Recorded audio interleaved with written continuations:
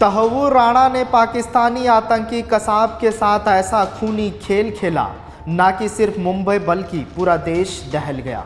गुनाहों के खून से समंदर लाल हो गया। अब तहव्वुर राणा को मोदी सरकार अमेरिका से खींचकर भारत लाई है। अब आतंकी तहव्वुर राणा का पूरा हिसाब होने वाला है। नमस्कार, आप देख रहे हैं जनतंत्र टीवी और मैं हूं आपके साथ सद्दाम करीम। अब कांग्रेस ये सवाल कर रही है कि दाऊद इब्राहिम किस बिल में छुपा है। बीजेपी सरकार ने तो वादा किया था कि दाऊद को घुटनों पर ला देंगे, उसका क्या हुआ? पेश है एक रिपोर्ट। पाकिस्तान के हुक्मरानों और पाकिस्तान के आकाओं को ये पता है कि वो कौन है, क्योंकि जैसे जैसे तहव्वुर राज उगलेगा वैसे वैसे पाकिस्तान का पाप बाहर आएगा। जैसे जैसे तहव्वुर मुंबई हमले का सच बताएगा वैसे वैसे पाकिस्तान में बैठे हाफिज सईद और लखवी के जिंदा या मुर्दा पकड़े जाने का रास्ता साफ होता जाएगा, क्योंकि तहव्वुर राणा के भारत आने से पहले ही ट्रंप और प्रधानमंत्री मोदी के बीच मुंबई हमले के एक एक आरोपी का हिसाब करने के लिए डील हो चुकी है। इस डील का पहला कदम तहव्वुर राणा को भारत पहुंचाना है।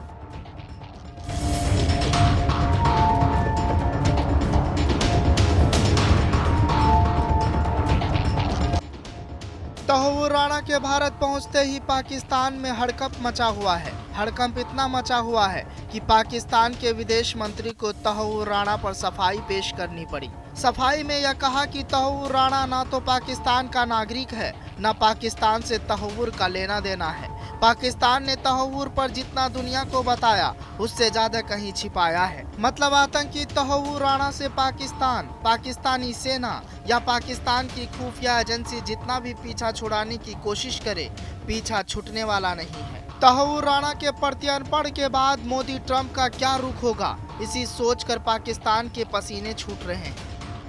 आज से ठीक 20 साल पहले 23 जुलाई 2005, जी हाँ, यही वो तारीख थी जो दाऊद की मौत के लिए तय की गई थी।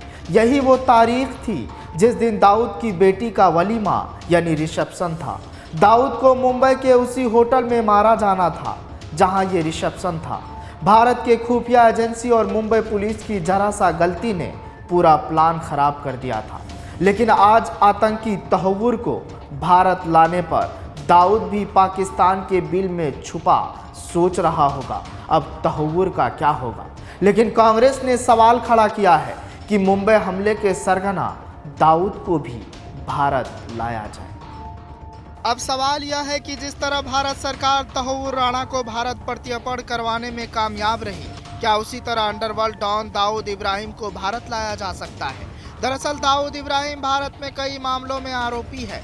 कहा जाता है कि वो पाकिस्तान में कहीं छिपा बैठा है। ऐसे में आइए जानते हैं कि दाऊद इब्राहिम को भारत लाने और उस पर केस चलाने में क्या चुनौतियां हैं। सबसे पहली बात तो यह है कि अंडरवर्ल्ड डॉन दाऊद इब्राहिम के बारे में कोई जानकारी उपलब्ध नहीं है। कई बार ऐसी खबरें सामने आ चुकी है कि दाऊद इब्राहिम की मौत हो चुकी है। 2023 में भी उसे जहर दिए जाने की खबरें सामने आई थी। हालांकि इन खबरों की कभी पुष्टि नहीं हुई। ऐसे में यह स्पष्ट नहीं है कि दाऊद इब्राहिम इस समय जिंदा है या नहीं, क्योंकि ना तो उसके बारे में कोई जानकारी सामने आती है और ना ही उसकी कोई तस्वीर। दाऊद जिंदा भी है या नहीं? क्या दाऊद को भी लाया जाएगा भारत? कहाँ है दाऊद, ये किसी को नहीं पता। दाऊद को भारत लाए, बोली कांग्रेस।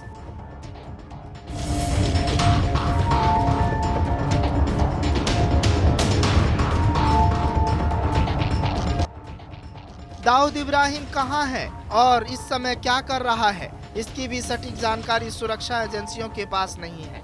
हालांकि माना यही जाता है कि दाऊद इब्राहिम को पाकिस्तान ने शरण दे रखी है और वह किसी खास लोकेशन में छिपा हुआ है। हालांकि पाकिस्तान की सरकार ने कभी यह माना ही नहीं कि दाऊद इब्राहिम उसकी सरजमी पर है।